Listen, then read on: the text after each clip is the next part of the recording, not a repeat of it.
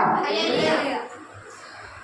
గడిచిన 9 మాసాలు దేవుడు తన కృపా బాహుళ్యం చొప్పున నడిపించి 10వ మాసంలో ప్రవేశపెట్టిన దేవాలయానికి స్తుతి మహిమ ఘనత కలుగును గాక. హల్లెలూయా.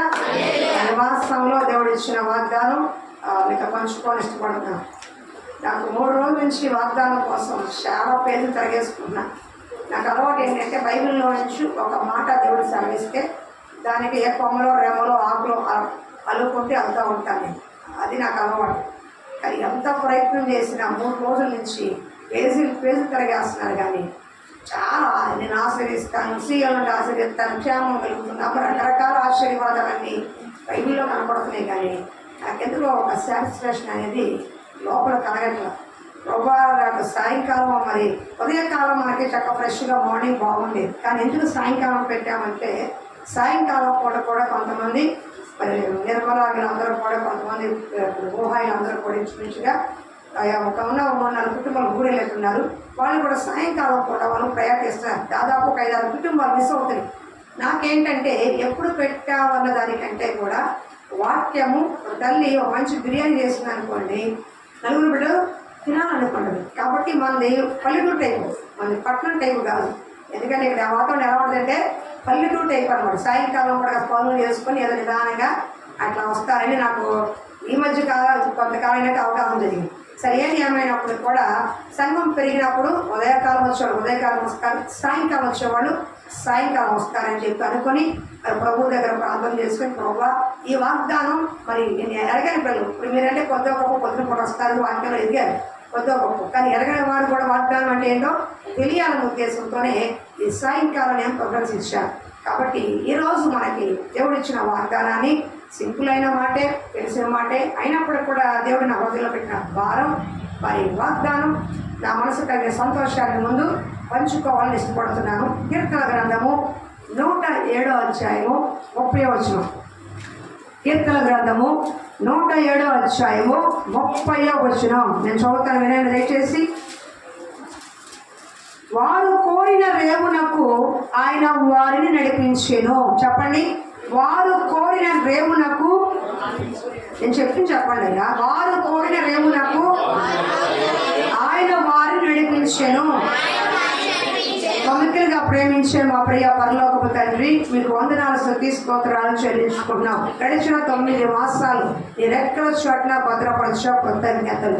ఈ 10వ మాసం ప్రవేశపెట్టి మీరు ఇచ్చిన ఈ వాగ్దానాన్ని బట్టి కృతజ్ఞతలు. వారు కోరిన రేవుకి వారిని ఎలా నడిపించావో ఇక్కడ ఈ వాగ్దానమైన ఈ బిడ్డలో కూడా వారు కోరిన గమ్య స్థానానికి వారు కోరిన కార్యాలు యేసు నామములో నెరవేర్చమని ఏమైనా వేడుకుంటున్నాం. నీ కృప తోడుగా ఉంచి వాగ్దానం నెరవేర్చండి. గడిచిన మాసంలో ఆయన కంచె వేసి ఉన్నాడని చెప్పినట్లుగా నిజంగానే ఏ కుటుంబానికి అపాయము ఆపద రాకుండా తెగులు రాకుండా నీ కంచె నీ కాపుదల పదవి తెచ్చిన కృతజ్ఞతలు.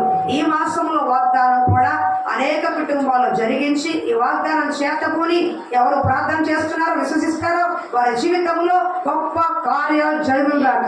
ఈ కృప తోడుగా ఉంచి మాసం అంతా మీరు మాకు తోడుగా నడిపించామని ఈ వాగ్దానం నెరవేర్పు మాకు దయచేయమని యేసునామమున తండ్రి, ఆమేన్. హల్లెలూయా. ఇక్కడ 107వ కీర్తనలో చెప్పబడిన మాట ఏంటంటే వారు కోరిన రేవునకు వారిని దేవుడు నడిపించాడంట. రేవు అంటే సహజంగా ఒడ్డు అని, ఉదాహరణకి పడవేసుకెళ్ళారనుకోండి ఆ రేవు పోని అంటారు. అంటే అవతలకి పోని, అద్దరికి రేవు అంటే పర్యాపదం చాలా వస్తాయి. అద్దరికి, గొట్టుకి, అవతల గట్టుకు పోని, అద్దరికి పోని. అక్కడ మరి ఓడలు హార్బర్ చూసారా? హార్బర్ ఏమంటారు? ఓడలు నిలిపే స్థలం. హార్బర్ అంటే వ్యాపార స్థలం. పెద్ద ఓడలు షిప్పులు నిలబడే స్థలం. అంటే మనుషులు కూడా దేశ విదేశాల నుంచి క్షేమంగా గమ్యస్థానానికి, సురక్షితమైన గమ్యస్థానానికి దిగే స్థలం, వ్యాపార వర్తకం జరిగే స్థలం. అవునా కదా? హార్బర్ ఏమంటారు? ఓడరేవులు ఏమంటారు? వ్యాపార లావాదేవీలు దేశ విదేశాల నుంచి అనేక మంది కూడా వస్తూ ఉంటారు. అంటే ఓడ ఎక్కడ ఆగింది? సముద్రం మధ్యలో ఆగింది అనుకోండి, ఏదో కాసేపు 2 నిమిషాలు అంటే దాని వేరు, అచ్చంగా ఆగిపోదు కదా. ఇటువైపు అటువైపు గమ్యానికి. ఇక్కడి నుంచి ఉదాహరణకి ఓడలు అమెరికా వెళ్ళారనుకోండి, ఆ అమెరికా హార్బర్ వచ్చేంత వరకు ఆ ఓడ ప్రయాణం చేసుకుని ఎన్ని నెలలకైనా సరే ఒక ఒడ్డు చేరుతుంది. ఒక గమ్యస్థానానికి సురక్షితమైన పోర్టుకి చేరుతుంది. మనకి వైజాగ్ ఉంది, ఇక్కడ చెన్నై లేదు కానీ వైజాగ్ ఉంది, మన చెన్నైలో ఉంది, అక్కడ మనకి వైజాగ్ ఉంది, హార్బర్ ఉంది ఇక్కడ. అంటే అనేక రకరకాల ఓడలు, దేశ విదేశాల నుంచి వచ్చే ఓడలు, వ్యాపార వర్తక ఓడలన్నీ కూడా హార్బర్ దగ్గరికి వచ్చి ఎగుమతులు దిగుమతులు చేసుకుంటాయి. వ్యాపార లావాదేవీలు జరుగుతూ ఉంటాయి, కారులు ఎగుమతులు జరుగుతూ ఉంటాయి. మనుషులు కూడా ప్రయాణం చేసి క్షేమమైన గమ్యస్థానానికి చేరుకుంటారు. ఉదాహరణకి నేను చెప్పేది ఏంటంటే, నువ్వు కోరుకున్న గమ్యస్థానానికి నువ్వు ఏం కోరుకుంటున్నావో ఆ కార్యాలు ఈ మాసంలో దేవుడు నెరవేరుస్తాడు. దేవుడు ఏం చేస్తాడంట? నెరవేరుస్తాడు. ఆమేన్. ఈ వాక్యం, ఈ వాగ్దానం ముందు మీకు చెప్తే అర్థమవుతుంది. రేవు అంటే అతనికని సురక్షితమైన గమ్యస్థానానికి, వారు కోరిన రేవునకు ఆయన వారిని నడిపించాడు. నువ్వు ఏ అద్దరికి వెళ్ళాలనుకున్నావు, ఏ సురక్షితమైన గమ్యస్థానానికి చేరాలనుకున్నావు, ఎక్కడికి నీ ప్రయాణం కొనసాగించి ఒక క్షేమకరమైన స్థలములో, ఉపయోగకరమైన స్థలములో, నీకు అభివృద్ధి సమృద్ధి ఇచ్చే స్థలంలో నిలబడాలనుకుంటున్నావో, ఈ మాసంలో దేవుడు నువ్వు కోరుకున్న అద్దరికి, నువ్వు కోరుకున్న గమ్యస్థానానికి, నువ్వు కోరుకున్న కార్యాలకి దేవుడు నిన్ను నడిపించునుగాక. హల్లెలూయా, హల్లెలూయా. ఇది 107వ కీర్తన 5వ స్కంధంలో రాస్తుంది. మరి అది ఇశ్రాయేలు చెరలో నుంచి తిరిగి వచ్చిన తర్వాత రాయబడిన ఈ కీర్తన అన్నమాట. ఇది అర్థమవుతుందా? ఇశ్రాయేలు ఇర్మియా ప్రవక్త ద్వారా చెప్పబడినట్లు నెబుకద్నెజరు చెరపట్టబడి 70 సంవత్సరాలు చెరలో ఉన్నప్పుడు మళ్ళీ తిరిగి వచ్చినప్పుడు వాళ్ళు రచించిన కీర్తనగా పండుగ చెప్తున్నారు. మరి జ్ఞాపకం చేసుకొని ఇక్కడ జరిగిన ఈ మాటని ముందు తీసుకెళ్ళి ఇష్టపడుతున్నా. వారు కోరిన రేవునకు వారిని నడిపించాను. అప్పుడు ఆ చెరలో ఉన్నప్పుడు వారికి అనుభవాలు ఎలా ఉన్నాయి అంటే, అవతలకి వెళ్ళినప్పుడు, సురక్షితమైన గమ్యస్థానానికి వెళ్ళినప్పుడు, ఉదాహరణకి ఓడ రేవు అంటే, ఓడలో ప్రయాణం అంటేనే ఒక భయంతో కూడుకున్నది. ఎందుకంటే అలలు వస్తూ ఉంటాయి, తుఫాను గాలు వస్తూ ఉంటాయి. ప్రయాణం ఒకసారి సాఫీగా సాగుతుంది, ఒకసారి అలలు ప్రయాణాలన్నీ కూడా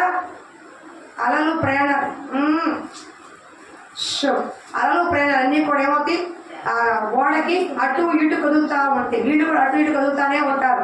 ఏమాదండు నీళ్ళ మీద పడవ తప్ప పడవలోకి నీళ్లు వస్తే ప్రమాదం అన్నమాట. అట్లాగా మరి ఆ ఓడ అటు ఇటు కదులుతున్నప్పుడు, తుఫాను గాలు రేగుతున్నప్పుడు, తరంగాలు పొంగుతున్నప్పుడు ఒకంత భయం కలుగుతుంది. క్షేమంగా తిరిగి వెళ్తామో లేదు, మునిగిపోతామో అని చెప్పి ఒకంత లోపల ఉన్న వాళ్ళకి ఒక బాధ, భయము, వేదన, మరణ భయం కూడా కలుగుతుంది. అవునా కదా? అలాంటి వాళ్ళు క్షేమంగా ఒడ్డు చేరారు అనుకోండి, తుఫాను గాలులు తట్టుకొని, తరంగాలు తట్టుకొని, ఒడుగులు తట్టుకొని, భయంకరమైన కార్యాలు తట్టుకొని క్షేమంగా ఒడ్డుకు చేరారనుకోండి, అమ్మయ్య అనుకుంటారు. అర్థమవుతుందా? ఏమనుకుంటారు?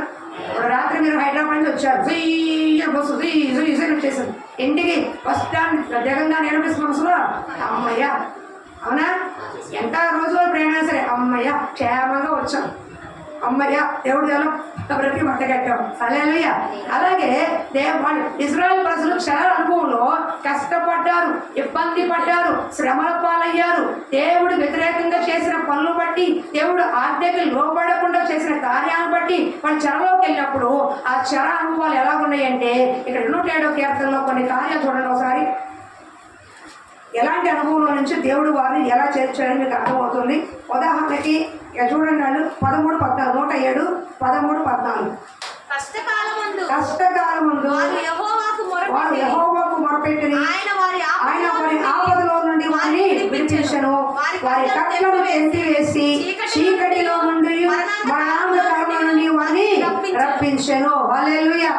ఇక్కడ ఎలా ఉన్నారంటే, కష్టకాలము అంటే శ్రమంలో, కష్టములో, ఇబ్బందుల్లో, చెర అనుభవం, కట్ల నుండి. ఇక్కడ ఏం రాస్తుంది? కట్లు అంటే బంధకాలు. కట్లు అంటే మనం కట్టుకునే కట్లు కాదు, కానీ బంధకాలు, చెర అనుభవాలు, బంధించబడిన స్థితిలో ఉన్నప్పుడు సంతోషం ఉంటుందా, సమృద్ధి ఉంటుందా? కనీసం తినడానికి ఆహారం కూడా చాలా ఇబ్బంది పడినట్టుగా చూస్తున్నారు. చూడండి, ఇక్కడ 107:5 ఉన్నది. వారి ఆకలి దప్పుల చేత వారి ప్రాణము వారిలో సొమ్మసిల్లెను.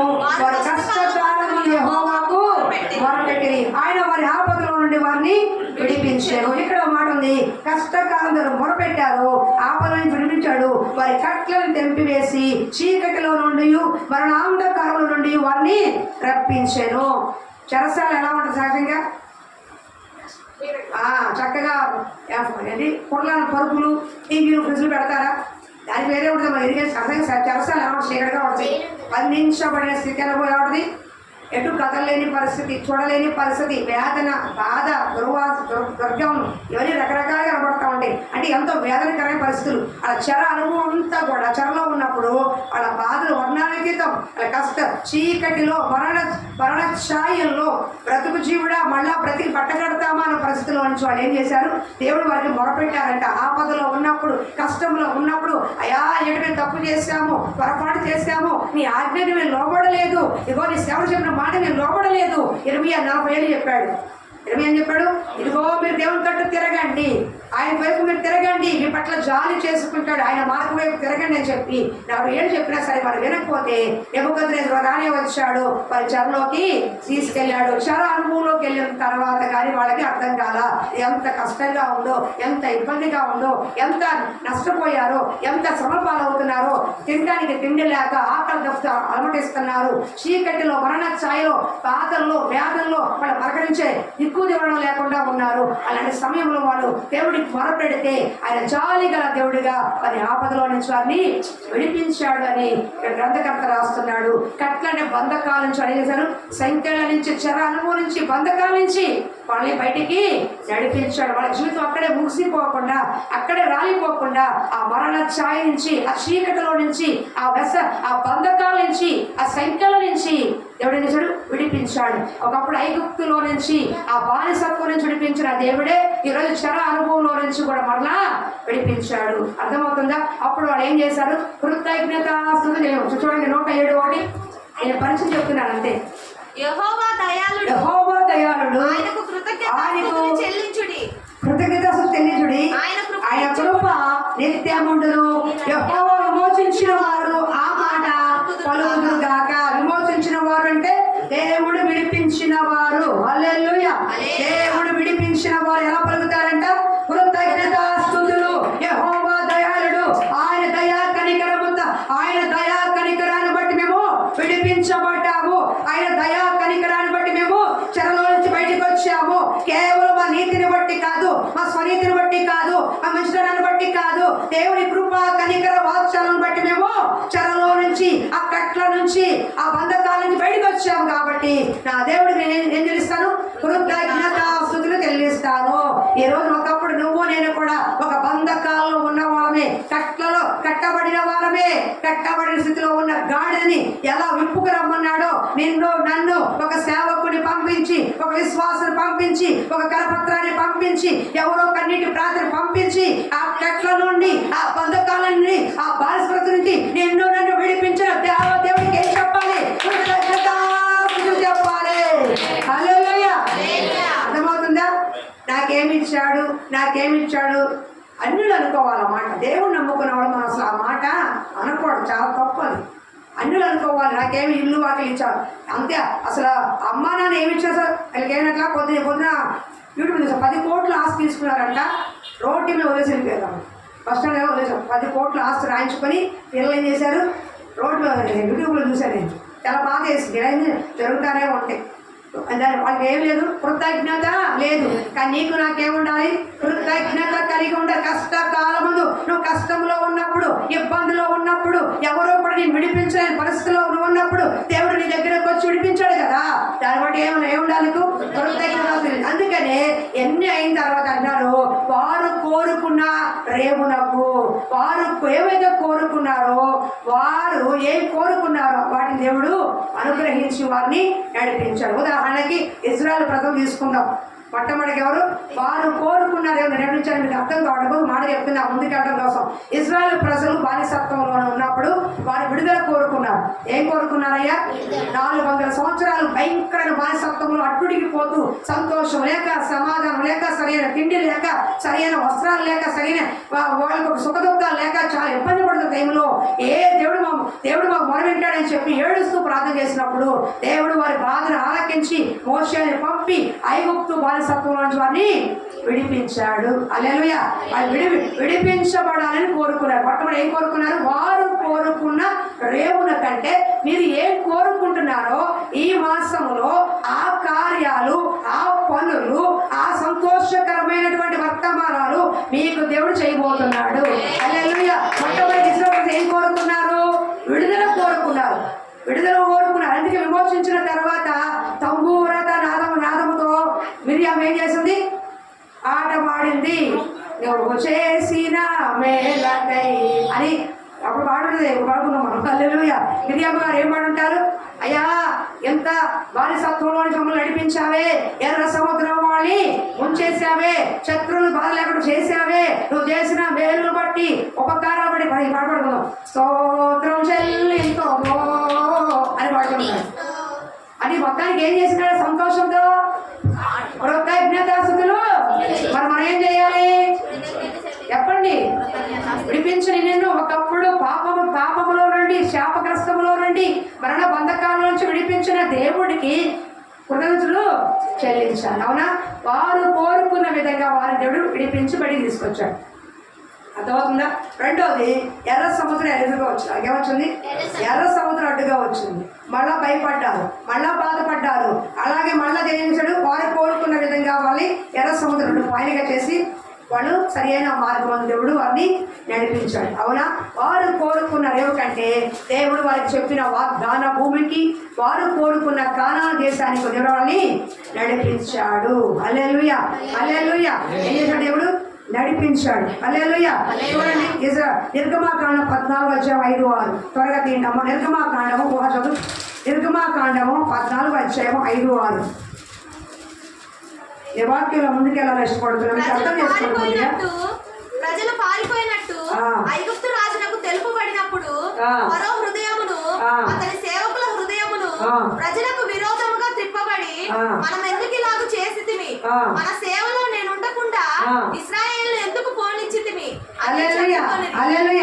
ఇక్కడ దేవుడు వారిని విడిపించి బయటికి తీసుకొస్తే, మోషే ద్వారా 10 అద్భుత కార్యాలు జరిగించి బయటికి తీసుకొస్తూ ఉంటే, బయటికి వచ్చిన తర్వాత ఫరో మనసు కఠినమైపోయింది. ఏమైపోయింది?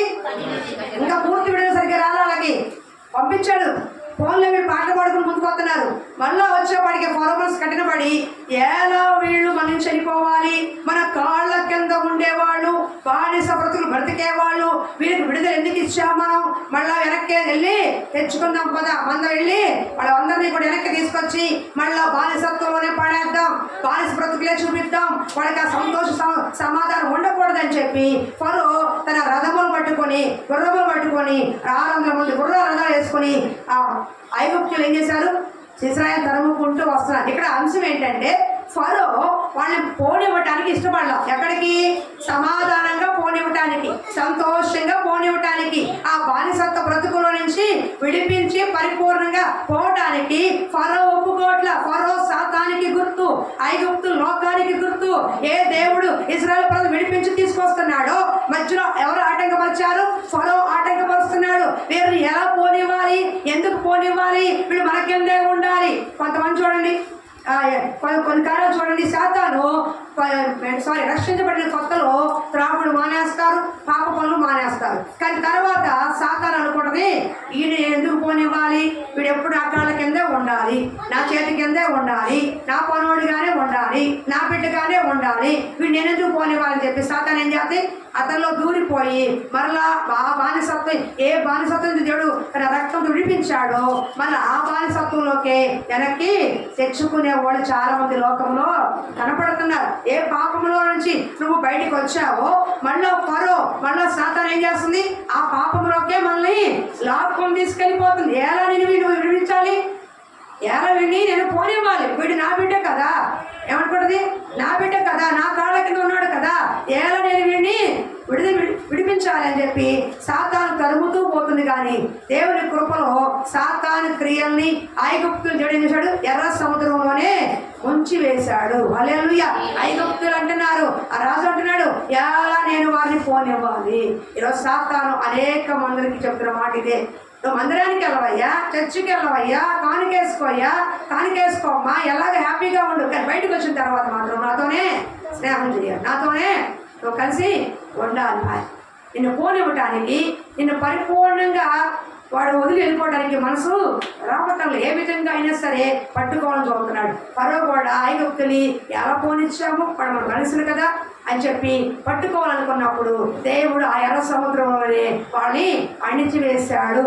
ఆ ఐగుప్తుని ఉంచివేసి వారు కోరుకున్న కానాను దేశానికి వాళ్ళని దేవుడు తీసుకెళ్ళాడు. హల్లెలూయా. వారు కోరుకున్న సురక్షితమైన స్థానానికి, సురక్షితమైన గమ్యానికి, సురక్షితమైనటువంటి దేశానికి, పాలు తేలు ప్రవహించే దేశానికి. ఏ కరువు అనుకున్నారో, ఏ బరువు అనుకున్నారో, ఉల్లిగడ్డలు తిన్నారో, కీర దోసకాయలు తిన్నారో, ఇబ్బంది పడ్డారో, అలాంటి ఆహారం లేక ఇబ్బంది పడ్డారో అలాంటి వాళ్ళకి పరలోకం మన్నాని కురిపించి, ఆకాశ వాకిల పూరిలంతా ఇచ్చి, కావలసినంత మాంసం ఇచ్చి, పంట నుండి నీళ్లు ఇచ్చి, 7 జాతుల శత్రువుల్ని వెళ్ళగొట్టి, ఇగో వారు కోరుకున్న ఆ రేవుకి, కోరుకున్న కానాను దేశానికి, పాలు తేలు ప్రవహించే సమృద్ధి గల దేశానికి, శ్రేష్టమైన ఆహార దేశానికి, సంతోషము సమాధానం గల దేశానికి వారిని దేవుడు నడిపించాడు. హల్లెలూయా. ఈరోజు శత్రువు ఎన్ని పన్నాగాలు పనినా నిన్ను విడిపించిన దేవుడు నీకు తోడై ఉంటే ఏ సాతాను క్రియలు నేమియో చేయలేవు. హల్లెలూయా. మరి ఏం చేశారు వాళ్ళు? కృతజ్ఞతాస్తుతులు చెల్లించారు. దేనిలో నుంచి విడిపించబడ్డామో, దేనిలో నుంచి బయటకు వచ్చామో, ఏ విధంగా మార్గంలో దేవుడు నడిపించాడో ఏం చేశారు వాళ్ళు? కృతజ్ఞతాస్తుతులు చెల్లించారు. మన జీవితంలో కూడా ఇశ్రాయేలు చేసినట్లుగా, ఇశ్రాయేలు ప్రజలు చేసినట్లుగా మనం కూడా ఏం చేయాలి?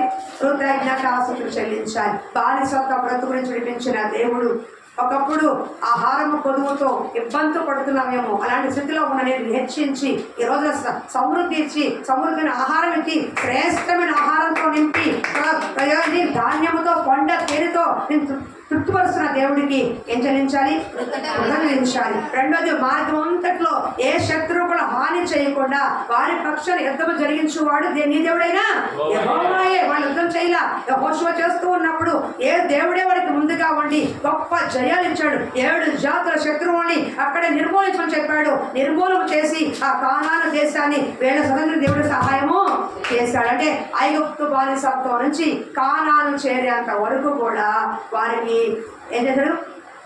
వాడి శత్రువులు ఎదురొస్తే నశింపజేశాడు. వారికి ఆహారం కావాలంటే పరలోక మన్నాను కురిపించాడు, పూరీలు ఇచ్చాడు. ఆఖరికి వాళ్ళ పట్ల ఎంత శ్రద్ధ తీసుకున్నాడంటే దేవుడు, ఈ 40 సంవత్సరాల్లో వాళ్ళ చెప్పులు అరిగిపోలేదు, బట్టలు చినిగిపోలేదు, పాతగిలిపోలేదు. 2 సార్లు 3 సార్లు ఉతిరికే చీర అయిపోద్ది, చిరిగిపోద్ది. ఇక్కడ అంటారు లుంగీలు కొన్ని 100 రూపాయలు లుంగి అంటారు. ఒక దెబ్బ ఎంగాల్లో టవల్ అయిపోతుంది. చీర 2 ముక్కలు చీరలు అంటారు, కక్షిపులు అయిపోతాయి, ఒడిలు అయిపోతాయి. అవునా కదా? కానీ 40 ఏళ్ళ వస్త్రాలు అంటే వాళ్ళకి అది చూడండి దేవుడు ఎంత అద్భుతంగా వాళ్ళు నడిపించాడో. అది చదువుతున్నప్పుడు నాకు వాళ్ళు పులకలించిపోయింది. 40 సంవత్సరాలు వాళ్ళ చెప్పులు అరిగిపోలేదంట. మనం ఎంత బండి వేసుకున్నా చెప్పులు అరిగిపోతుంది.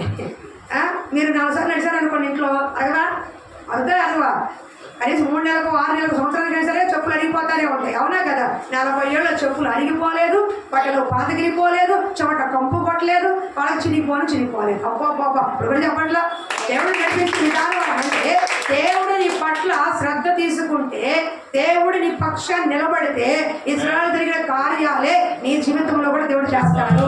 నువ్వు కోరుకున్న రేవుకి నీ కుటుంబము ఎక్కడ విడిపించుకోవాలనుకుంటున్నావో, నీ కుటుంబంలో కొదువులు కొరతలు ఏ విధంగా లేకుండా ఉండాలనుకుంటున్నావో, నీ కుటుంబంలో ఏ శత్రువులు ఆటంకపరిచేవారు, అభ్యంతరపరిచేవారు, నిన్ను వెనక్కి లాగేవారు, నిన్ను తొక్కాలనుకున్నవారు, నీ కుటుంబం పాడుదల శత్రువులు ఎవరైతే ఉన్నారో 7 జాతుల శత్రువుని అణగదొక్కినట్లుగా నీ విరోధుల్ని, నీ శత్రువుల్ని యేసు నామములో అణగదొక్కబడుదురు కాక. నువ్వు కోరుకున్న రేవునకు, నువ్వు కోరుకున్న గమ్యస్థానానికి నీ కుటుంబం ఎలా ఉండాలనుకుంటున్నావో, నీ బిడ్డలు ఎలా ఉండాలని ఆశపడుతున్నావో, నువ్వు ఏదైనా అనుకున్నావో ఆ గమ్యస్థానానికి దేవుడే నీకు ముందుగా ఉండి నడిపించునుగాక. హల్లెలూయా, హల్లెలూయా. వారు కోరుకున్న రేవునకు అద్దరి అద్దానికి వారిని దేవుడు నడిపించాడు. ఈ అద్దానికి ఓడ ఎక్కిన కానించి అవతలకి వెళ్ళే ఓపు ఎన్నో తుఫాను గాలు రేగుతూ ఉండొచ్చు. అంటే శోధనలు, వేదనలు, ఇబ్బందులు, రోగాలు, తెగుళ్ళు ఎన్నో వచ్చినప్పుడు కూడా నీ దేవుడు యెహోవా నీకు ముందుగా ఉండి వాటన్నిటిలో తప్పించి నిన్ను నడిపించు వాడై ఉన్నాడు. ఈ రోజున దేవుడు నీకు చెప్తున్నమాట, ఇజ్రాయెల్ ప్రజలకి ఎలా నడిపించాను, నిన్ను, నీ కుటుంబాన్ని, నీ బిడ్డలని నేను ముందు నడిపిస్తాను. నువ్వు ఏం కోరుకుంటున్నావో నీ కుటుంబం పట్ల, నీ బిడ్డల పట్ల, నీ కార్యాల పట్ల, నువ్వు అనుకున్న పనుల పట్ల ఏం కోరుకుంటున్నావో, ఏం జరగాలనుకున్నావో, ఎక్కడ సురక్షితమైన గమ్యస్థానం చేరాలనుకున్నావో ఆ గమ్యస్థానం చేరేంత వరకు నేను నీకు తోడై ఉంటాను, నిన్ను విడవను ఎడవాయను. హల్లెలూయా, హల్లెలూయా. రెండోది చూద్దాం. రెండోది అబ్రహాము కోరుకున్న విధంగా ఏం చేశాడు దేవుడు? మంచి కోడలు అనుగ్రహించాడు. చూడండి ఆది కాండము, హల్లెలూయా, ఆది కాండము 24:48.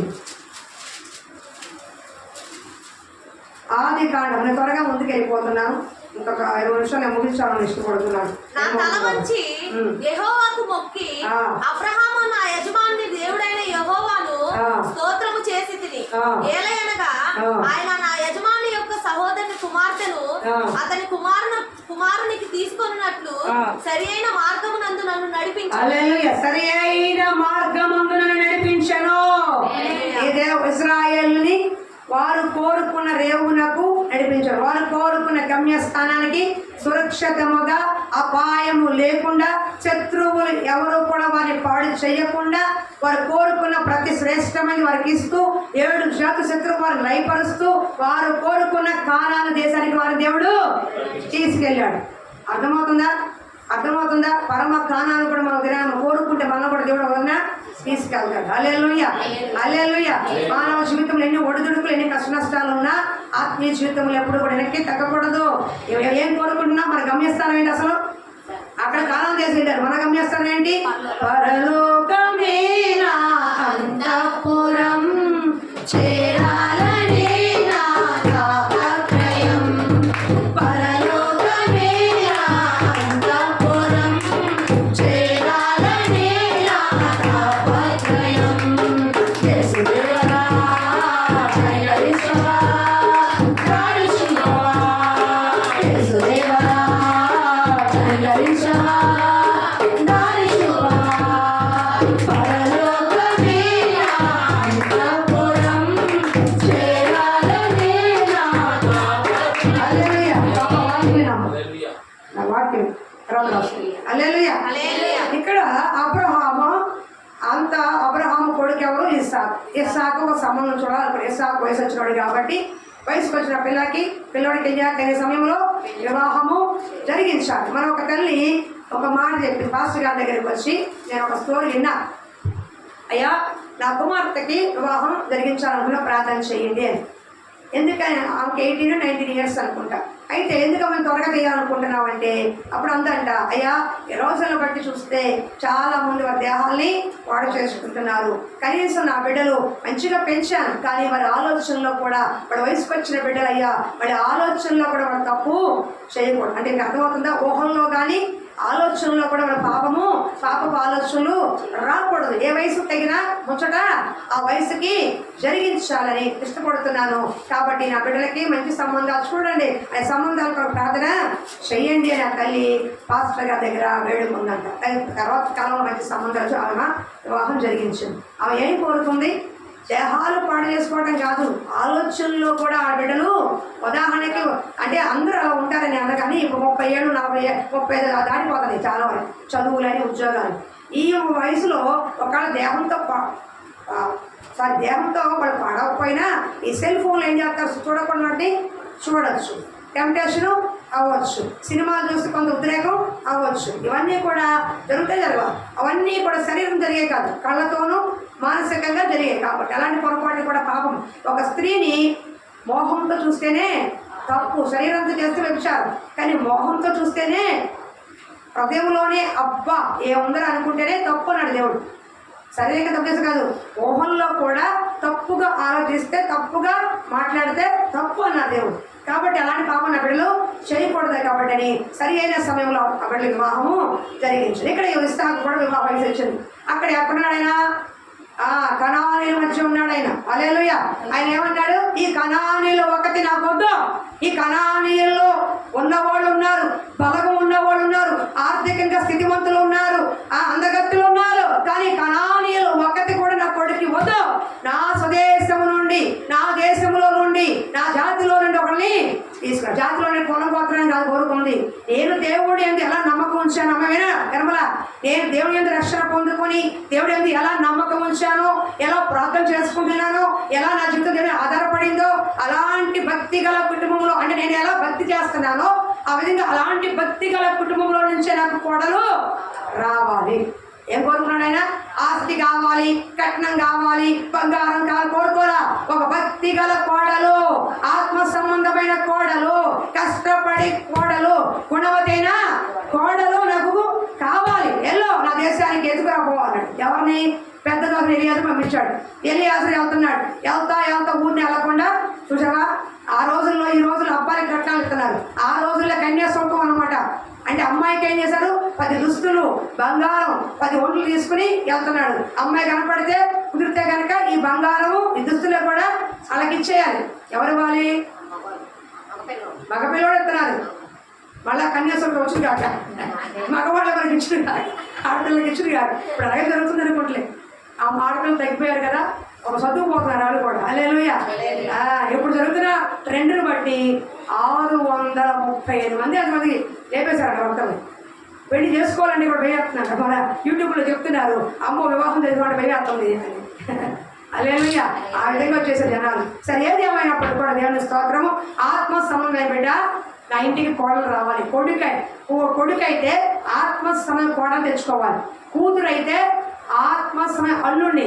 అమ్మా నీ కూతురు కదా ఉంది, నీకు 2 కూతురు కదా, ఎవరైనా తెచ్చుకోవాలయ్యా చెప్పు. రక్షణ పొందిన వారిని, రక్షణ పొంది నెలలో ముంచిన వారిని కాదు, వాళ్ళు కూడా కాస్త భక్తి చేసేవారు, ప్రార్థన చేసేవారు, దేవుడి పట్ల భయభక్తులు కలిగిన వారు, అలాంటి వారిని మనం మన ఇంటికి తెచ్చుకోవాలి. వివాహ విషయాలు అర్థమవుతుంది. అప్పుడే మీ కుటుంబంలో శాంతి సమాధానం ఏలుబడి చేస్తుంది. హల్లెలూయా. అప్పుడు ఎలియాజు ప్రార్థన చేసుకుని వెళ్తున్నాడు. ఆయన అన్నాడు, ఇగో నేను చెట్టు కింద కూర్చుంటాను, ఎవరైతే నాకు నేను అడగకుండా నాకు నీళ్లు పోతారో, నా ఒంటి నీళ్లు పోతారో ఆవిడ నాకు వాళ్ళని ఒక సూచన పెట్టినాడు. ఒక చెట్టు కింద కూర్చున్నాడు. ఇవిడ వచ్చింది, ఎవరు రిక్కా గారు వచ్చింది. అయ్యా నేను నీళ్లు పోయి అడుగుతాను, నేను అడగకుండానే నా ఒంటిలో కూడా నీళ్లు పోయాలని చెప్పాడు. అయ్యా నాకు కొంచెం నీళ్లు పోయమ్మా అన్నాడు. వెంటనే ఆమె కడ తీసుకుని పోసింది కాకుండా, అయ్యా మీరు పక్కన కూర్చోండి, మీ ఒంటెలు కూడా పోతారు. ఒక ఒంటి 1 డ్రమ్ము నీళ్ళు అయింది అనుకోండి, ఉదాహరణకి ఒక ఒంటె 1 డ్రమ్ము నీళ్ళు అయింది అనుకోండి, అర్థమవుతుందా? 10 ఒంటెలు 10 డ్రమ్ములు. మా అమ్మాయికి చాంతాడిచ్చి భావించి ఒక 10 బిందులు ముందు తోడని చెప్పాలి, పరీక్ష పెట్టాలి. అమ్మాయిలకి ఏం పెట్టాలి? పెళ్లి కోసం అమ్మాయిలకి చాంతాడిచ్చి 10 బిందులు పోసి ముందు రాకంటే ఒక్క బిందుకి ఊదుకుంటారు అవ్వాలి. ఎందుకని? కంప్యూటర్ మీద ఉన్న సుత్తి మెత్తని చేతులు కదా, శాంతాడు పట్టుకోలేదు. పట్టుకుంటే చాలు సుజన్ లాగేస్తుంది, ఎర్రగా చెప్తాయి. అవునా కదా? పాప ఆ రోజులు మహాతల్లి మరి ఎక్కా గారు ఎట్లా తాగిందో కానీ 10 ఒంటెలకి ఆమె నీళ్ళు పోసింది. 10 డ్రమ్ములైనా అనుకోండి పోసింది. అంత కష్టపడే మనస్తత్వం పరవశించిపోయాడు. ఎవరు? అబ్బా ఎంత మంచి మనసు ఇవిడిది, నేను అడగకుండానే నా ఒంటికి నీళ్ళు పోసి. ఎవరమ్మా ఎవరి తాలూకా అని చెప్పాడు, పలానా తాలూకా. అబ్బో మొత్తానికి మా వాళ్ళకి అబ్రహాం చుట్టాలి అనుకుని వెళ్ళిపోయాడు. అప్పుడు అంటున్నాడు, ఇదిగో దేవుడు నన్ను సరి అయిన మార్గమందు నడిపించాడు. వివాహ విషయాల్లో జాగ్రత్త సుమ. 100 ఏళ్ల జీవితం, 100 ఏళ్ల పంట, పెద్ద తంట చేసుకుంటే కంట అట్లా అవ్వకూడదు. అర్థమవుతుందా?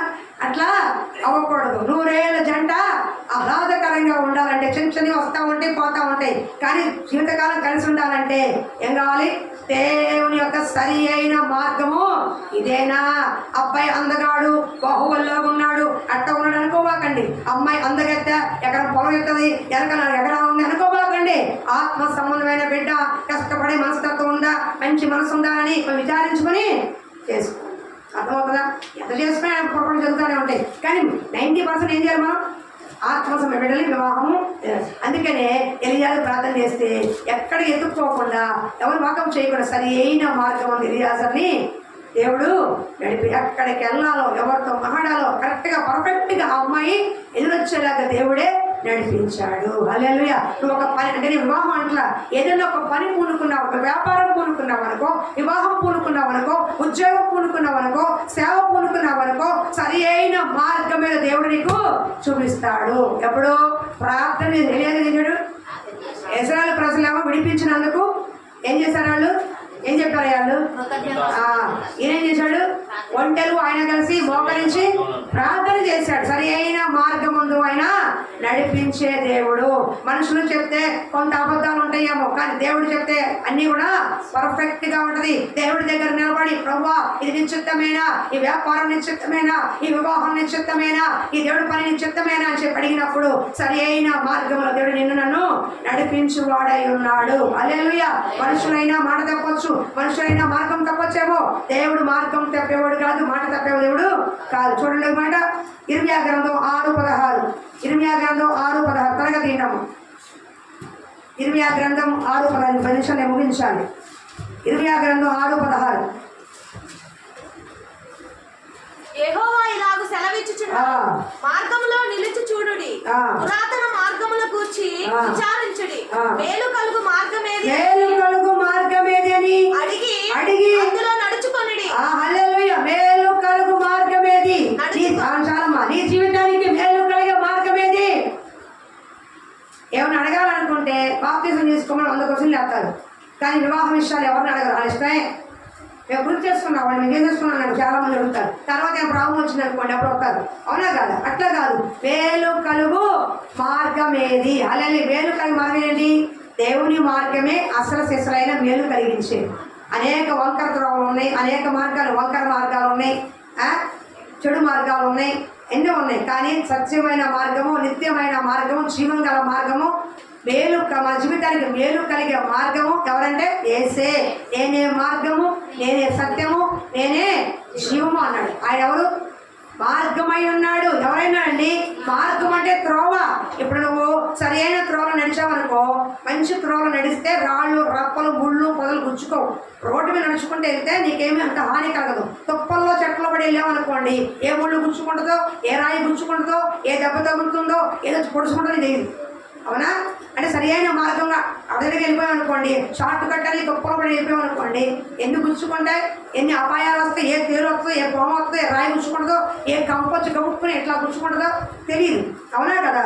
డేవిడ్ లివింగ్స్టన్ అనే మిషనరీ అనేక పర్యాయాలు గుర్రం మీద స్వారీ చేస్తూ అక్కడ ఆఫ్రికా ఖండంలో సేవ చేస్తున్నాడు. ఆయన చెప్పట్లే, ఒకటి చెప్తా. ఆయన వెళ్తూ ఉన్నప్పుడు అనేక చెట్లు కొమ్మలు ఉంటాయి కదా, ఈ చెట్టు కొమ్మలు అనేకం కూడా ఇలా కిందకి అలాడుతూ ఉండేవి. ఈ గుర్రం మీద వెళ్తున్నప్పుడు ఒక కొమ్మ వచ్చి ఇలా అంటే కొమ్మ ఇట్లా వెళ్ళి ఏమొస్తుంది, దీనికి వెనక్కి వస్తుంది. ఇట్లా వెళ్ళింది అనుకోండి, వదిలితే ఏమొస్తాయి, మళ్ళీ వెనక్కి వస్తుంది. ఆ విధంగా చెట్టు కొమ్మ ఇలా వచ్చి కంట్లో కూర్చోపోయింది. ఈ కన్ను పోయింది. ఆయన ఏమైంది? ఆయన ఎవరో డాక్టర్, అమెరికా మంచి డాక్టర్ అయినా, కానీ ఆఫ్రికా ఖండానికి చీకటిలో ఉన్న వారికి వెలుగు ఇవ్వడానికి, యేసు ప్రభువు చెప్పడానికి ఆయన అక్కడి నుంచి సుఖభోగాలు వదులుకొని, మంచి ఉద్యోగాలు వదులుకొని ఆఫ్రికా ఖండానికి వెళ్ళి అక్కడ సేవ చేశాడు. David Livingstone missionary. ఆయన కన్ను పోయింది. ఒకసారి చిరుత పంజాబీ కొడితే జబ్బూడిందంట. ఎన్ని పర్యావరణాలు, భార్య చనిపోయింది, పిల్లలు చనిపోయారు, ఆఖరికి చనిపోయిన ముందు కూడా ఆయన గొప్ప సేవ చేసి ఆఫ్రికా ఖండాన్ని, చీకటి ఖండాన్ని, ఆ నీగ్రో జాతి వారిని వెలిగించాడు దేవుడి కొరకు. ఆఖరికి ఆయన చనిపోతే ఆయన గుండె తీసుకొచ్చి ఆఫ్రికా ఖండంలో సమాధి చేసి, శరీరం ఏమో అక్కడ ఉంది, గుండెమో ఆఫ్రికా ఖండంలో ఉంచుకున్నారు. ఈ హృదయం మాకు కావాలయ్యా, ఈయన మమ్మల్ని వెలిగించాడు, చీకటిలో మాకు యేసు ప్రభు యొక్క వెలుగును చూపించాడని చెప్పి అలా గుండెని తీసుకొచ్చి పాతుకున్నాడు, సమాధి చేసుకున్నాడు. అర్థమవుతుందా? మార్గము ఎలా పడితే లేదు కాదు. అదో నాకు ఇష్టం వచ్చిన మార్గానికి వెళ్తానంటే త్రోవ తప్పిపోతావు. చిన్న కుమారుడు తనకి ఇష్టమైన మార్గం ఎంచుకున్నాడు.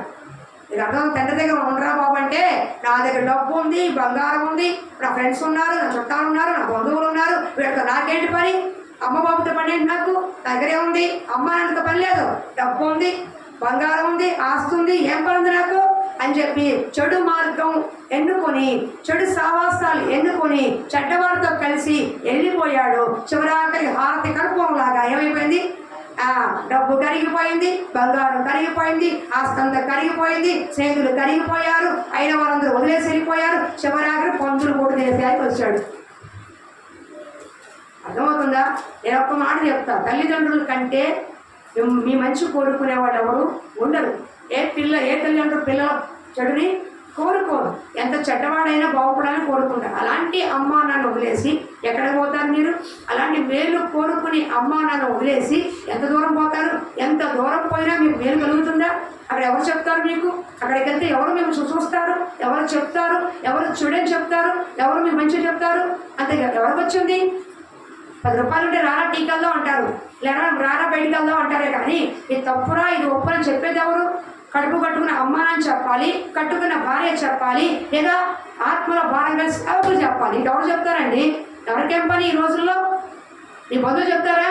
అరే నీ మార్గంలో వెళ్తాం తప్పు ఇలా చేయమని చెప్పారన్నా వాడు నేను చెప్పలేను బాబు, వాడు నా మాట ఏంటో ఆయన చెప్పకూడదు. వాడికి ఆయన పోతే మాకెందుకు అనుకున్న వాళ్ళు మనకి మా చుట్టూ కనపడుతున్నారు. కానీ నువ్వు అరుచుకున్నా తిట్టుకున్నా ఏ స్థితిలో ఉన్నా నీ మేలు కోరుకునేవాడు దేవుడు, తర్వాత తల్లిదండ్రులు, తర్వాత సేవకులు.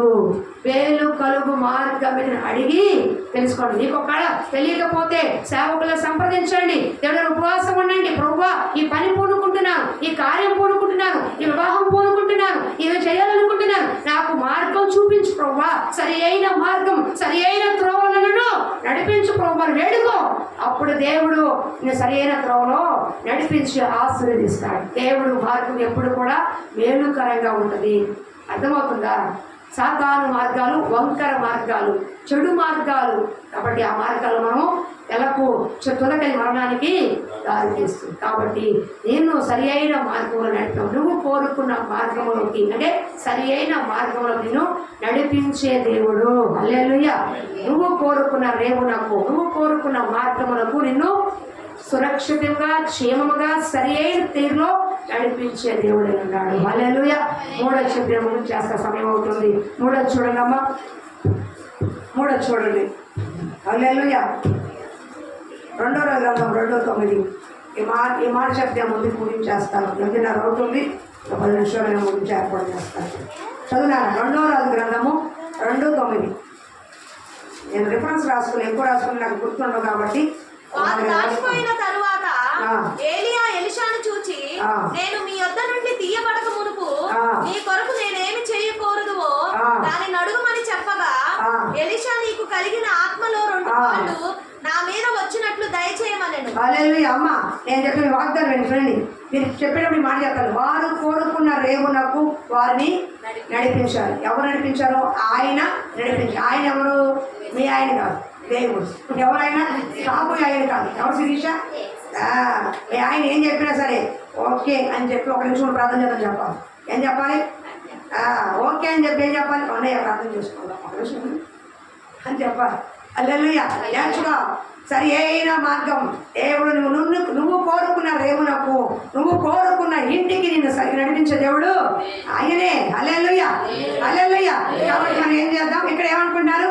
ఇప్పుడు 3వది ఏంటంటే, ఒకటి ఏంటంటే వారు కోరుకున్న రేవునకు అంటే వారు కోరుకున్న క్షేమ స్థలానికి, సురక్షితమైన ప్రాంతానికి, సురక్షితమైన దేశానికి, పాలు ప్రవహించే దేశానికి దేవుడు వారిని నడిపించాడు. ఆ మార్గంలో వారు విడిపించాడు. ఆహారం శ్రేష్టమైన ఆహారంతో పోషించాడు. ఆఖరికి 7 శత్రువుని నశింపజేసి వారికి అడ్డుగా ఎవరైతే వచ్చారో ఆటంకాల్ని అడ్డుగా శత్రువు వెళ్ళగొట్టి తరిమి నశింపజేసి కానాను మీద తీసుకెళ్ళాడు. 2వది సరి అయిన మార్గమందు వారిని నడిపించేవాడు. ఎలియాజరు అనుకున్న దానికంటే దేవుడే సరి అయిన మార్గములు వారిని నడిపించాడు. దేవుని మార్గం ఎప్పుడు సరి అయిందే. సాతాను మార్గములు వంకరవి, చెడు మార్గములు, చెడ్డవారి పక్కన చెడ్డవారి ఆలోచనలు తీసుకోబాకండి. దేవుడి మందిరంలో నిలబడండి. దేవుడు ఆలోచనలు కనిపెట్టుకోండి. సేవకుల ఆలోచన అడగండి. దేవుడికి ఉపవాసం ఉండి ఏ మార్గంలోకి వెళ్తే నీకు క్షేమకరమో, ఏ మార్గంలోకి వెళ్తే నీకు ఆశీర్వదకరమో, ఏ మార్గంలోకి వెళ్తే నీకు అభివృద్ధికరమో దేవుని అడిగి తెలుసుకునేదండి. అది నీకు దేవుడు నడిపిస్తాడు. 3వది నువ్వు ఏం కోరుకుంటున్నావో నీ కోరిక యావత్తు దేవుడు తీర్చుగాక. కీర్తన గ్రంథము 24. కీర్తన గ్రంథము 24. త్వరగా తీద్దాం. కీర్తన గ్రంథము 20 అధ్యాయం 4వ వచనం. నీ కోరికని సిద్ధింపచేసి నీ ఆలోచన యావత్తుని సఫలము చేయుగాక. హల్లెలూయా, హల్లెలూయా. నీ కోరికను సిద్ధింపచేసామనండి. ఈ మాసంలో ఏం కోరుకుంటున్నావో ఆ కోరికలు దేవుడు నీ పక్షాన్ని నిలబడి తీర్చబోతున్నాడు. నీ కోరికను తీర్చే దేవుడై ఉన్నాడు. హల్లెలూయా. ఇక్కడ ఎలీషా ఏం కోరుకున్నాడు వినండి, బాగా శ్రద్ధగా వినండి. 3వ పాయింట్కి వచ్చాం. అర్థమైందా? కోరిక అనేవి అందరికి ఆశలు ఉంటాయి, నాతో సహా. తీర్చుకుందాం. ఎవరితాడు మనకి ఇవన్నీ ఆత్మ సంబంధం. హల్లెలూయా. ఏనేనమ్మా ఎలీషా ఏమని అడిగాడు? ఏలియా అంటున్నాడు, నా వెనకాల వస్తున్నాను పద్దాగా, నీకేం కావాలని అడిగాడు. అది మంచి ఆత్మ సంబంధ సబ్జెక్ట్, తర్వాత చూసుకున్నాను. నేను ముందు కోరిక గురించి చెప్తున్నా. ఆయన ఏమడిగా, నేను తీయబడక మునుపు, నేను పరలోకానికి కొనుపోబడక మునుపు నీకేం కావాలన్నాడు ఎలీషాని. ఎలీషా అంటున్నాడు, నీలో ఉన్న 2 అంతల ఆత్మ నాకు కావాలి, 2 పాళ్ళ ఆత్మ కావాలి, 2 అంతల అభిషేకం కావాలి, 2 పాళ్ళ ఆత్మ నాకు కావాలన్నాడు. ఏం కోరుకున్నాడు? ఎలీషా మీద ఉన్న అభిషేకం చూసి, ఎలీషా మీద ఉన్న అభిషేకం ఒకటే, దానికి 2 అంతలు కోరుకున్నాడు. 2 అంతల అభిషేకం నాకు కావాలి. ఏలియా గారు 18 అద్భుత కార్యాలు చేస్తే ఎలీషా 36 అద్భుత కార్యాలు చేశాడు. చనిపోయిన వారు ఏలియా లేపాడు, చనిపోయిన పిల్లవాడిని ఎలీషా లేపాడు. అంటే ఈయన కంటే 2 అంతలుగా అద్భుత కార్యాలు ఎలీషా చేశాడు. ఏం కోరుకున్నాడు? ఆస్తి కోరుకోలా, అభివృద్ధి కోరుకోలా, గెహజీలకు డబ్బు కోరుకోలా. నీలో ఉన్న అభిషేకము 2 అంతలు నాకు కావాలి. ఎందుకయ్యే అభిషేకం అంటే పరిచర్య చేయటానికి, అద్భుత కార్యాలు చేయటానికి, దేవుడి మార్గంలో పరిశుద్ధంగా జీవించడానికి, దేవుడి కొరకు ఘనమైన కార్యాలు చేయడానికి, ఘనమైన సేవ చేయడానికి, ఘనమైన ప్రజడానికి దేవుడి అభిషేకం కావాలి. అది నాకు 2 అంతలుగా కావాలని కోరుకున్నాడు. మొట్టమొదటిగా దేవుడు ఆ కోరికని ఇచ్చాడు. ఏలియా వెళ్ళిపోయినప్పుడు తన దుప్పటి చేస్తే ఆ దుప్పటి పట్టుకొని ఏలియాలో ఉన్న ఆత్మ ఎక్కడ పోయినది ఒక దెబ్బ కొడితే యోర్దాను ఏమైంది? అక్కడ నది పేరు ఉంది, చూద్దాం. ఏనదే చూడండి, 2వ అధ్యాయంలో ఉంది. ఒంటి కింద పడిన దుప్పటి పట్టుకొని నీటిని కొట్టాను, సారీ నది పేరాయా, నీటిని కొట్టి ఏలియా యొక్క దేవుడు ఎక్కడ ఉన్నాడో ఆ దుప్పటితో నీటిని కొట్టగా అది అటువంటి విడిపోయినందున ఎలీషా అవతలి ఒడ్డుకు నడిచిపోయాను. హల్లెలూయా.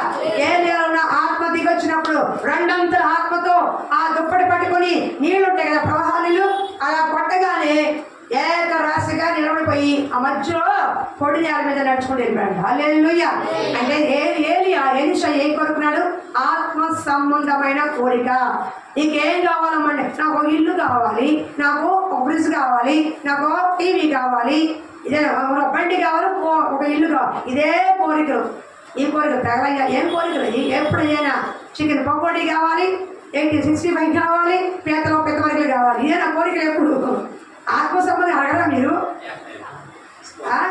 అడగరా మీరు? అయ్యా నాకు నీ ఆత్మాభిషేకం దయచేయి, నేను ఆత్మీయంగా ఎదిగింపచ్చాయి, నా ప్రార్థన ఎదిగింపచ్చాయి, నీలో నన్ను ప్రశుద్ధంగా ఎదిగింపచ్చాయి. ఒకప్పుడు నా స్థితి ఎలా ఉంది, ఇప్పుడు కొత్తగా ప్రార్థన చేసుకున్నా కదా, ఈ ప్రార్థన ఆత్మని ఎదిగింపచ్చాయి, నా పైన నీ అభిషేకాన్ని నుంచు అయ్యా, నీ వాక్యంలో నన్ను ఎదిగింపచ్చాయి, ఆత్మీయంగా నన్ను ఎదిగింపచ్చాయి అని అడగవద్దు మీరు. అడగవు. 6 ఏళ్ళు అయినా సరే, 10 ఏళ్ళు అయినా సరే. అప్పుడు ఒక ఇల్లు, ఇప్పుడు 2 ఇళ్ళు, అప్పుడు 3 ఇళ్ళు, ఇప్పుడు 4 ఇళ్ళు, అప్పుడు 2 ఉంగరాలు, ఇప్పుడు చైన్ గొలుసు. ఏమే కొట్టాను. ఇప్పుడేం కావాలి? ప్లాస్మా టీవీలు. ఏం కోరుకోను, తప్పు లేదు. దేవుడే ఉన్నాడు, అడిగినవి అడగని కూడా ఇస్తున్నాడు. పాపం సొలొమోను ఏమయ్యా కోరుకో అంటే, నాకు జ్ఞానంగా, నాకు శత్రువుల ప్రాణం వద్దు, శత్రువుల డబ్బు వద్దు, జనాల డబ్బు వద్దు, శత్రుల ప్రాణాలు వద్దు, నాకు మాత్రం ఈ ప్రజల్ని పరిపాలించే జ్ఞానం ఇవ్వయ్యా అని అడిగాడు. ఏమడిగాడు శిరీష? ఈ కుటుంబంలో 4 ఉన్నారు, 5 ఉన్నారు, ఇది పరిపాలించే జ్ఞానం నాకు దయచేయి. వీళ్ళకి అది ఉంది, ఇల్లు ఉంది, వాకిలు, టీవీలు అన్నీ ఉన్నాయి ప్రభు, మంచోళ్ళే, కానీ వీళ్ళు ఏలుబడి చేసే జ్ఞానం నాకు, అత్తగారిని, మామగారిని, భర్త గారిని, మరుది గారిని, ఆడపడుచా, ఆడబిడ్డ, ఆడపడుచా, ఆ ఆడపడుచుని వీళ్ళందరి జ్ఞానముతో ఏలాల నేను. జ్ఞానం కలిస్తే ఇల్లు కట్టుకుంటుందంట. ఏం కట్టుకుంటుంది? ఇల్లు కట్టేది కాదు, కుటుంబాన్ని కట్టుకుంటుందంట. నాకు జ్ఞానం కలుగును కాక. ఎప్పుడైతే జ్ఞానం కడతానో, రే బాబు పట్టరాన్ని పట్టుకొస్తాడు, అత్తగారు తీసుకురాని తీసుకొస్తుంది, మామగారు పదార్థం ఇంకోటి అడగాలి పదా అంటాడు ఆయన. ఇంక అంతగానే ఏం కావాలి నీకు? ఏమ్మా ఏం కోరుకోవు నువ్వు? ఇల్లు కట్టుకునే జ్ఞానము కావాలి, ప్రార్థన ఆత్మ కావాలి, కానీ ఎప్పుడైతే నువ్వు ప్రార్థన కూర్చుంటావో గడగడ వణుకుతో వచ్చేస్తాడు. ఆత్మ యెహోవా యందు భయభక్తిగా స్త్రీ కొనియాడబడుతుంది. ఏ స్త్రీ అయితే భయభక్తులు కలిగి ఉంటుందో, అణుకుతో ఉంటుందో, విజ్ఞాపనతో ఉంటుందో, ఉపవాసము ప్రార్థనతో ఉంటుందో, ఆ స్త్రీ ఆ కుటుంబంలో కొనియాడబడుతుంది. ఉద్యోగము కంటే, వ్యాపారము కంటే దేవుడి భయభక్తుల స్త్రీ అందరూ కూడా కొనియాడతారండి. హల్లెలూయా.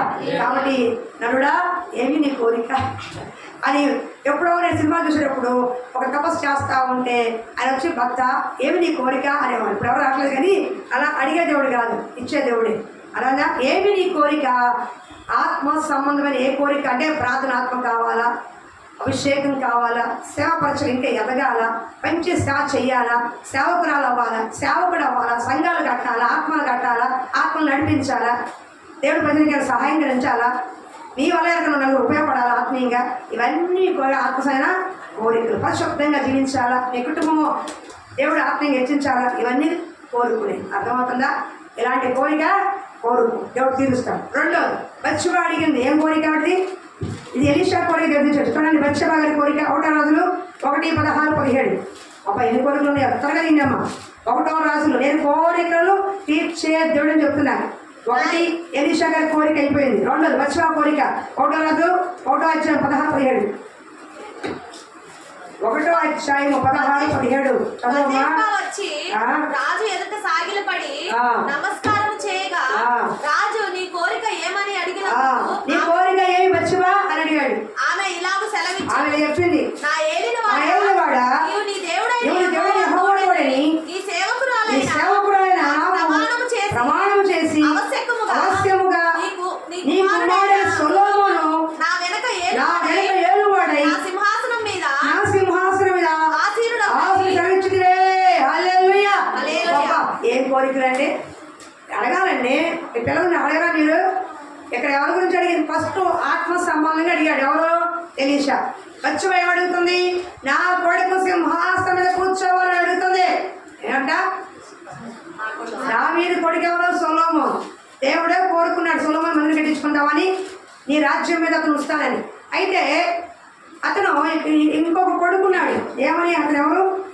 అభిషేకు. అతని పేరేంటి? అబ్షాలోమా? అబ్షాలోము కదా, అభిషేక్ అనుకుంటా. అబ్షాలోము అనుకుంటా.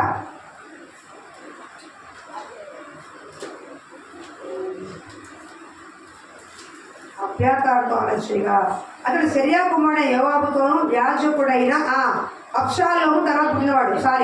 అబ్షాలోము ఏం చేశాడంటే రాజుగారి సీటుకి ఎసరు పెట్టాలనుకున్నాడు. అంటే దావీదు తర్వాత అబ్షాలోము రాజు ప్లాన్ చేస్తున్నాడు. ఈ ప్లాన్ తెలిసి బత్షెబకు తెలిసి వచ్చేసింది. రాజా, అబ్షాలోము కుట్రను కుతంత్రాలతో ప్లాన్ చేస్తున్నాడు రాజు అవ్వాలని.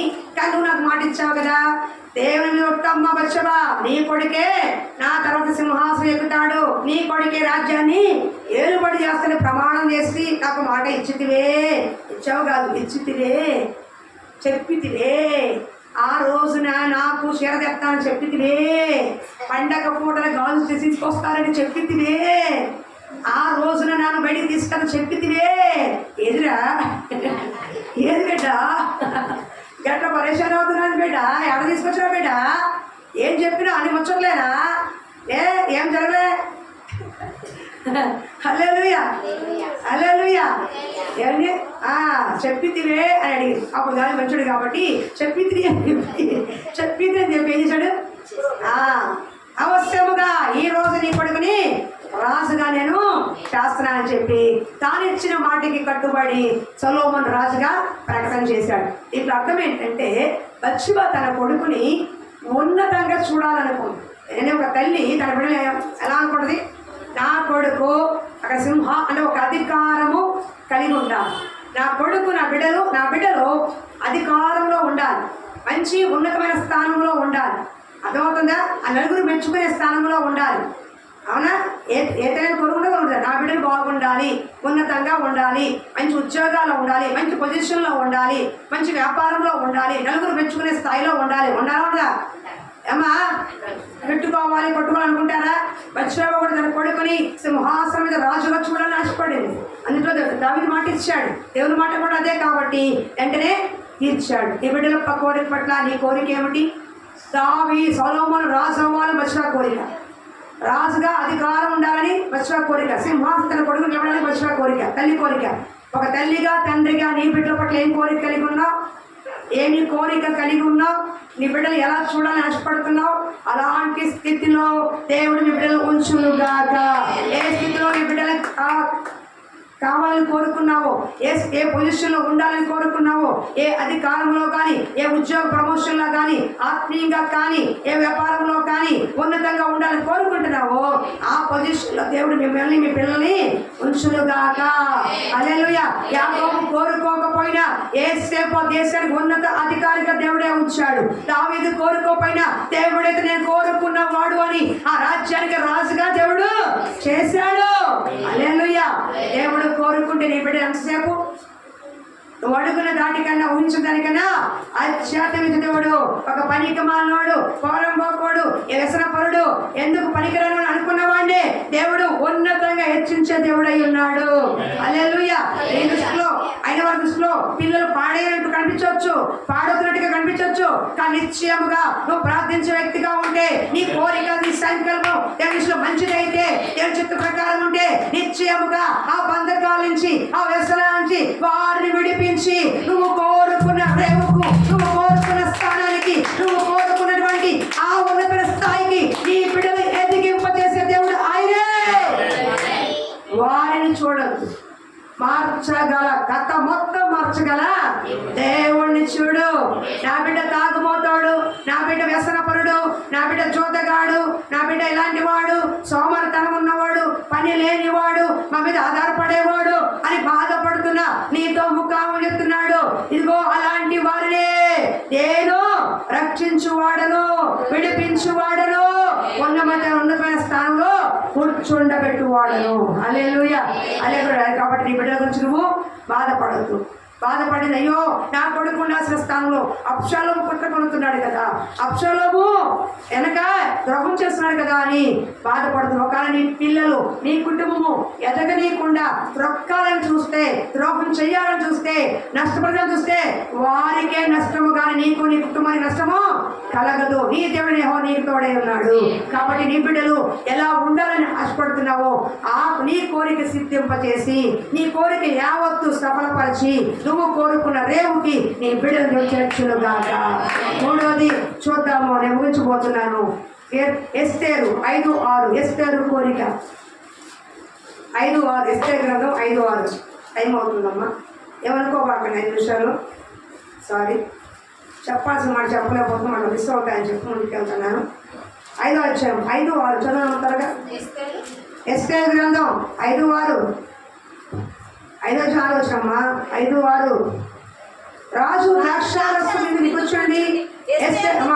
ఎస్తేరును చూసి నీ కోరిక ఏమిటి, అది నీకు అనుగ్రహింపబడును, నీ మనవి ఏమిటి, అది రాజ్యంలో సగం మట్టుకైనా చేయబడి చెప్పగా ఎస్తేరు చూసి రాజు అడుగుతున్నాడు, ఎస్తేరు నీ కోరిక ఏమిటి? దేవుడు నిన్ను చూసి అమ్మా చెప్తున్నాను, మందిరంలో చెప్తున్నాను, ఇప్పుడు ఈ క్షణంలో నీ కోరిక సిద్ధింపచేసే సమయం ఇది. నీ కోరిక ఏమిటి? నీ కోరిక ఏమిటి? దేవుడు చెప్తాను సరే కోరుకుంటే ఈ మాసంలోనే నీ కోరిక నెరవేరుస్తాడు. ఈ మాసంలోనే నా కోరిక నెరవేరుస్తాడు. హల్లెలూయా. హల్లెలూయా. ఎస్తేరు ఏమంటున్నాడు రాజు? నీ కోరిక ఏమిటి? నేను తెలుస్తాను. నా కోరిక ఏంటి? యూదా జాతి రక్షించబడాలి. యూదా జాతి శత్రు చేతికి అప్పగించబడకూడదు. యూదా జాతి పని చేసిన కుట్రలు కుతంత్రాలు లయమవ్వాలి అనేది ఎస్తేరు కోరిక. ఏ కుటుంబాన్ని కట్టుకుంటూ వచ్చావో, ఏ కుటుంబం చుట్టూ ఎన్నో ఆశలు కలిగి ఉన్నావో, ఏ కుటుంబం పచ్చగా ఉండాలి కష్టపడ్డావో ఆ కుటుంబాలు కూర్చోడానికి, ఆ కుటుంబాలు పతనం చేయడానికి శత్రువు సాతాను ఎంత ఎరగా ఎన్ని ప్రయోగాలు చేసినా నిన్ను నీ కుటుంబాన్ని ఎవరు కూడా హాని తలపెట్టలేరు. హాని తలపెట్టలేరు. నీకు హాని తలపెట్ట నెత్తి మీద నిప్పులు కుప్పలుగా పోతే తప్ప నీ కుటుంబానికి హాని కలగదు. అర్థమవుతుందా? ఎస్తేరు తన జాతిని కాపాడుకోవాలని, నిన్ను నీ కుటుంబాన్ని కాపాడుకోవాలి, నీ జాతి వారిని అయిన వారిని కాపాడుకోవాలి. శ్రమ పడుతున్నావు, కష్టపడుతున్నావు, ప్రార్థన చేస్తున్నావు, ఆహార్నిసులో రాత్రి పగలు కష్టపడి సంపాదిస్తున్నావు. అది నీళ్ల పాలు కాకుండా, వ్యర్థమైన పాలు కాకుండా, ఎవరు పరుల పాలు కాకుండా దేవుడు నిన్ను కాపాడును గాక. హల్లెలూయా, హల్లెలూయా. నీ నీటికొచ్చు శత్రు సైన్యాన్ని దేవుడు చెదరగొట్టును గాక. హల్లెలూయా. నీ విరోధులు అనగదొక్కబడుదురు గాక. నీకు హాని తలపెట్టాలని, నీకు హాని చెయ్యాలని, నీ కుటుంబం పాడు చేయాలని చూస్తున్న వారికి నెత్తి మీద నిప్పులు కుప్పలుగా పోయబడును గాక. ఈ శత్రులు చెదిరిపోదురు గాక. హల్లెలూయా, హల్లెలూయా. ఎస్తేరు కోరిక దేవుడు తీర్చాడు, రాజుగారి దేవుడు తీర్చాడు. ఎలీషా కోరిక, ఎస్తేరు కోరిక, బత్షెబా కోరిక, ఇక అనేక మంది కోరికలు, కానాను స్త్రీ యొక్క కోరిక, సకాలిపతి యొక్క కోరిక దేవుడు తీర్చాడు, స్వస్థత అనుగ్రహించాడు. ఈ రోజున నువ్వు కోరుకునే యావత్తు నీకు అనుగ్రహించి నువ్వు కోరుకున్న దేవుడు నిన్ను చేర్చును గాక. ఈ కొద్ది మాటలు దేవుడు మనకి హృదయంలో పదిలపరచుగా చెప్పండి. వారు కోరుకున్న రేవుకు